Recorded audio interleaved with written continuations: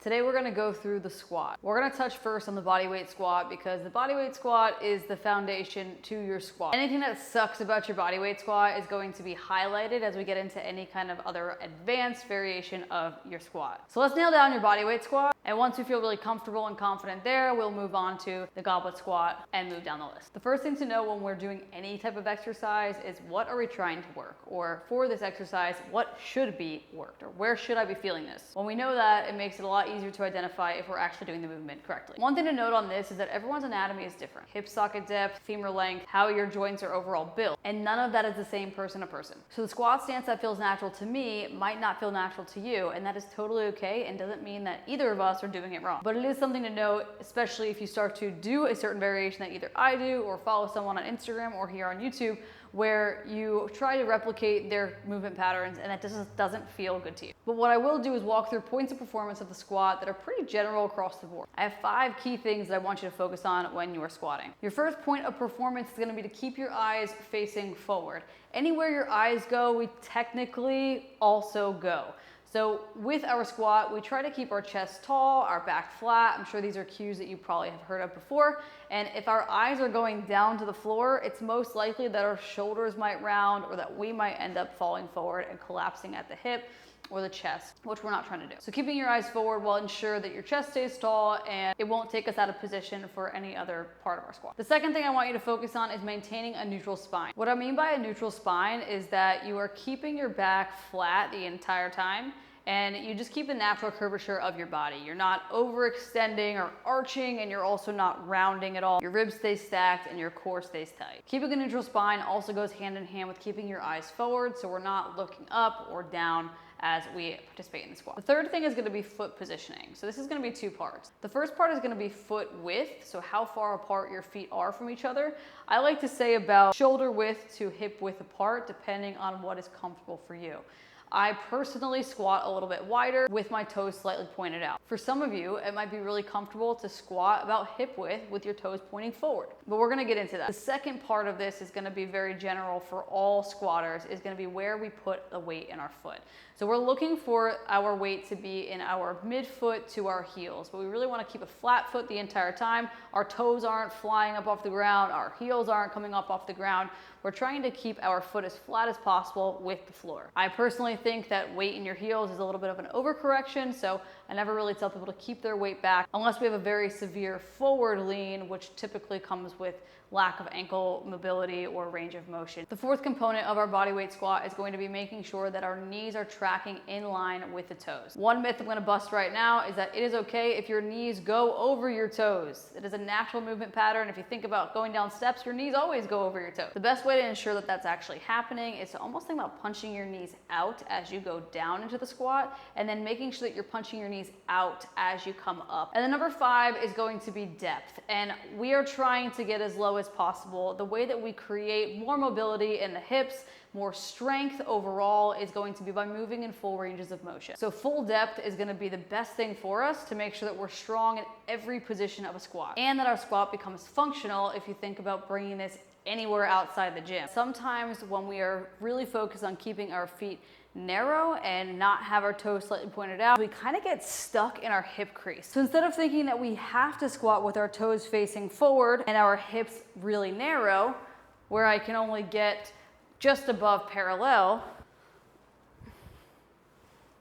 and I'm actually trying to get below parallel, you can widen your stance just a little bit, have your toes slightly pointed out, and now we've created more of a pocket. Now I'm going to enter into that depth that's just a little bit past that hip crease. Checking it out from the other side.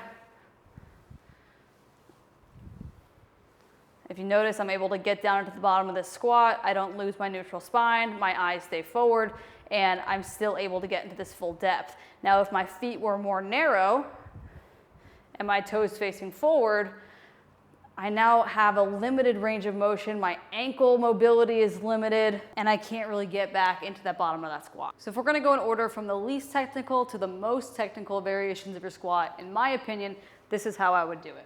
And anything that sucks about the one before is gonna be highlighted, if not tenfold, from the following more advanced movement. So if I was gonna try a bodyweight squat and my heels came up and it just looked not so good, if I were gonna try something that was gonna be listed towards the end of the squat, which we'll go through in a minute, it would just be a catastrophe. So just keep that in mind as we work throughout. We wanna make sure that we can perfect the one before we move on to the next. So least technical squat is gonna be your bodyweight squat. Second on our advanced scale from the bodyweight squat, next step up would be something like a goblet squat. Your goblet squat is when we hold a weight underneath the chin. That could be a dumbbell, a kettlebell, anything that is being held underneath the chin. And when we're doing a goblet squat, we really don't want to have that weight far out in front of us. We want to keep it as close as possible. Bringing the weight away from us turns us into a shoulder exercise as well as a leg exercise, and we are just trying to work our legs here with the squat. Third on our list, I would say, would be the sumo squat. A sumo squat really has everything to do with positioning. You can hold the weight wherever you want. If you wanted to do a sumo goblet squat, it would just essentially be our feet being wider. Think of sumo wrestler. Our feet wider than our hips or our shoulders. That's the sumo position. But we can do a sumo squat just with the weight between our feet or even hold anywhere on the body, as long as our feet are gonna be in a wider position. Next down on my technical scale, we're gonna go into a dumbbell front squat. All a dumbbell front squat refers to is the positioning of the dumbbells. The dumbbells are gonna be up on the shoulders, and we're gonna actually allow for that back side of the dumbbell to be resting on the back side of the shoulder. We keep the elbows lifted, and we hold these elbows here as we drop into the bottom of the squat. This is a great way to get a little bit more technical by adding some more weight rather than just using a huge dumbbell. Let's just say that your goblet squat got pretty easy and you wanted to increase the weight, but if I was gonna increase the weight to maybe a 35-pound dumbbell, that just seems a little bit too bulky for me, or maybe I don't have access to a 35-pound dumbbell. So instead, I can use 220s and increase that to 40 pounds if I didn't have the option of just using one singular dumbbell for a goblet squat. So this is the way that we can add weight, but also make that variation just a little more challenging. Next up on our technical scale, we're gonna shift over to barbell work.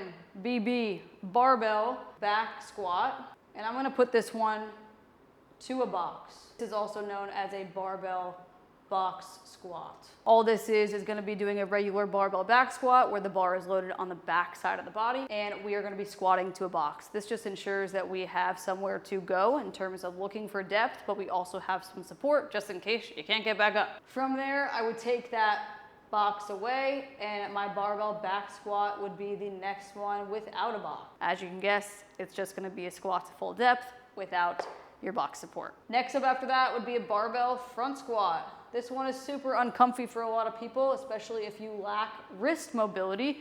Getting that barbell in the front rack position, we're almost gonna let that barbell sit back on the tips of the fingertips. And I like to use the analogy of having laser beams in my elbows, and I'm gonna try to point those laser beams as straight as possible as I head into my squat. So this is a very challenging position to be in, especially if you have tight lats or you have no wrist mobility or just your wrists feel really terrible in this position. There are also a couple variations of the front squat. You don't necessarily have to have your fingertips being nailed down by the barbell. You can also approach it in a way where you can crisscross your arms, but just keep the barbell on the shoulders for support.